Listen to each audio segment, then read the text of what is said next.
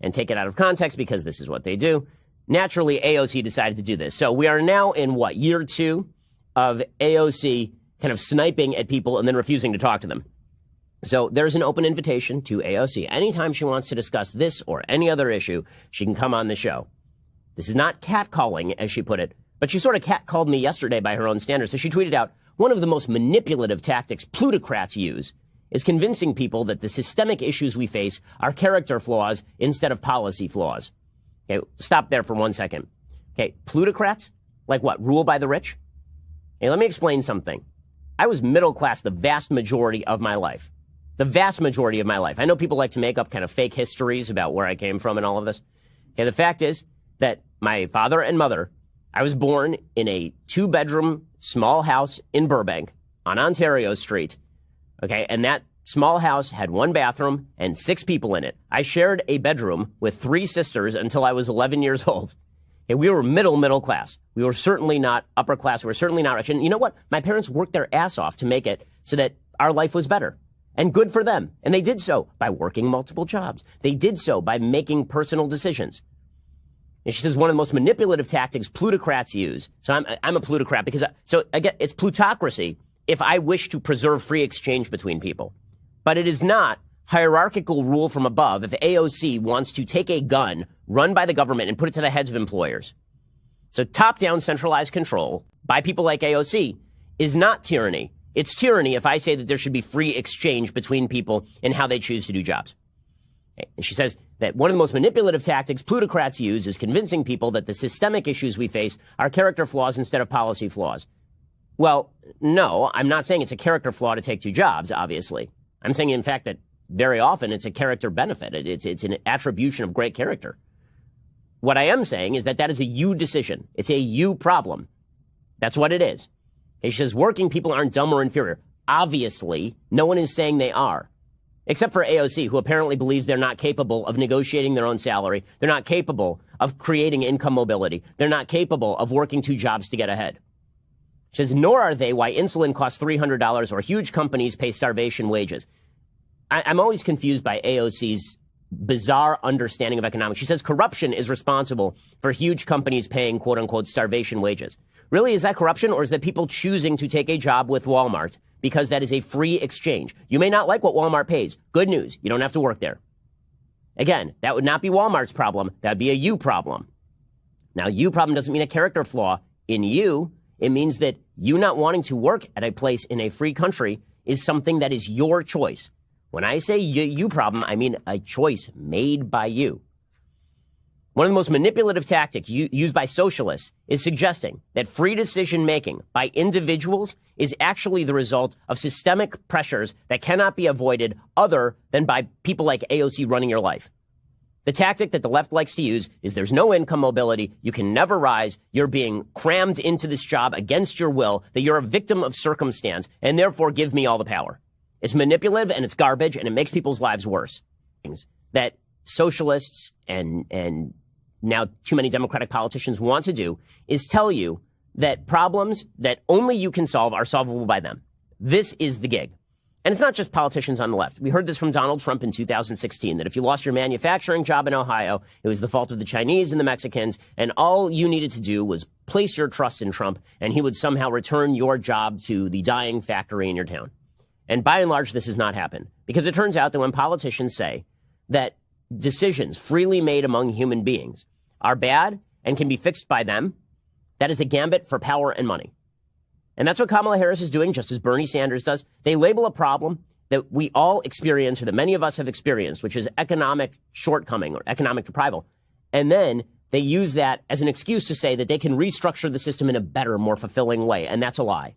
It's a lie, because the collective intelligence of the American public, and yes, the world public, is greater than any one politician believing they know what you ought to be paid or what a job ought to pay. Do you think that, AOC there complaining about the price of insulin? Well, she's free to start an insulin company and then explain how by eliminating corruption, she has lowered the price of insulin, and this has allowed her to create enormous wealth for herself and her employees. She can do that anytime she wants. In fact, if she provides me with a great business plan, I'm happy to invest.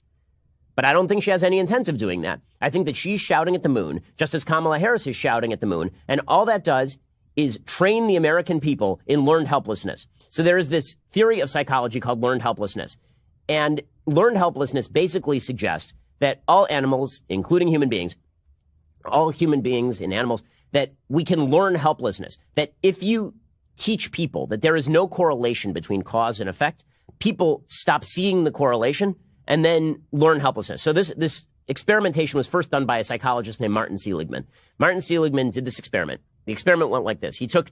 The left has always stood for minority rights, if it's LGBT such as myself or black people such as yourselves. At times where the Conservative Party in this country had campaign posters saying, if you want to live in the same neighborhood as a black person, vote for Labour. If you don't want to be burdened with a black person, vote Conservative. This was within my parents' lifetime. We had signs around the country, no blacks, no Jews, no dogs, as if dogs and those people were associated in the same thing. We had discriminatory regulations brought in by the Conservative Party against gay people. And now these things are historic, and I accept that thoughts, opinions, and times move on. But if we go right towards the modern day, the majority of Conservative MPs in this country could not bring themselves to vote in favour of same-sex marriage. All credit to David Cameron for agreeing to have the motion put forward, but the House still has a majority of MPs on the Conservative side that cannot bring themselves to support LGBT rights. We had an MP, I think it's Anne-Marie Morris, who was caught on tape just 1 or 2 years ago using the N-word. She was reinstated very quietly after just a few months of having the whip withdrawn. We've had the Windrush scandal. So I guess the sort of thing is, I completely disagree that it's not natural at this moment of time, just one second, I'm almost done, to have minorities such as myself and yourselves naturally vote for parties who throughout history and even recently are sticking up for our rights, have campaigned for our rights all the way through, when even now the main right-wing party in this country... would you denounce the anti-Semitism? Would you denounce the anti-Semitism in the Labour Party right now? I will let you talk. You've talked for a while. Would you denounce the anti-Semitism and racism coming from the Labour Party currently? Would you denounce it? Yes or no? That's what's about. Labour can have their own racism. I'm gonna really kind of give you a really detailed response. But would you denounce the anti-Semitism and racism coming from the Labour Party today? Yes or no? That for me tells you how hypocritical the left are being. Now, as you said, a lot of these things are historical, and I don't think I should be bound by the actions of people 200 years ago, 400 years ago, and what I do today. That's exactly right. Okay? I can't speak for the LGBT community, but as you've said, David Cameron was one that introduced the gay marriage bill to Parliament and pushed it through, but people have different opinions on these things. I think they're entirely entitled to them, but that's different to saying LGBT rights and saying that LGBT people should be discriminated against. That's a completely separate issue to saying about the marriage. But I think that this is what I say that is actually done purposely, because you hear people like David Lammy, Diane Abbott, they will go and pick out holes and say, oh, the Conservative Party's done this in the past, has done this in the past, is doing this, or the reason you can't get into Oxford is because you're a black boy, or the reason that actually you're being controlled by white males, and that's what's dominating your society. However, when you look at things, you kind of think, well, there's racism in your own party, so take the log out of your own eye. There's 24% of white working class boys, only 24% of white working class boys got A to C at GCSE in the last year. So when you compare that and you think, are they really, why do we have to play this game of who's worse off? Okay, you're black, so you've got this, and you're gay, and you've got this. So that's 50 points worse off for you. Okay, but you're white, and even though you're struggling in a poor area, because you're white, you're 42 points worse off. So I'm going to target you and pit you against each other. What we're saying is you might not agree with us, you might not come over and vote Conservative, but let's remove this whole identity politics and say, okay, because you're gay, you have to vote a certain way. Because you're black, you vote a certain way. That's what we're anti-against. The history is true there. The gentleman from Ohio, Mr. Jordan, is recognized for 5 minutes. Thank you, Mr. Chairman. I just wanted to thank our witnesses for being here today, especially Ms. Owens for coming. I apologize I couldn't be here for some of the earlier parts of the hearing. I had an amendment on the floor that we were managing. But I did walk in a few minutes ago, and Mr. Meadows and I were visiting in the back room, and noticed that Ms. Owens, you hadn't spoke for a while, so if there's something you'd like to add to the discussion over the last few minutes, I'd be happy to yield the my 4 minutes to you and let you comment. But thank you again for your outstanding testimony, for being here as our witness today. Thank you for that. I appreciate that. I was just commenting backstage, back behind the chambers, that it is quite ironic that I'm the only Black American that's sitting here, and yet the people that called this hearing haven't asked me a single question about my experience. I think that probably points to what I say the larger issue is that Democrats come up with the problems, they come up with the solutions, and Black Americans are basically used as props for them to get out their narrative and to ultimately control our vote using fear tactics.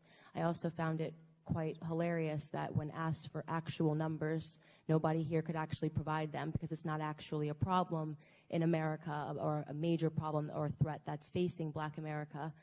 This is, again, just election rhetoric. This is, again, just an attempt to assault an administration that is doing all that they can to help Black America in every single regard, whether it's criminal justice reform, whether it's talking about real issues like school choice, which should be implemented to conquer some of these illiteracy rates that is actually harming the Black community.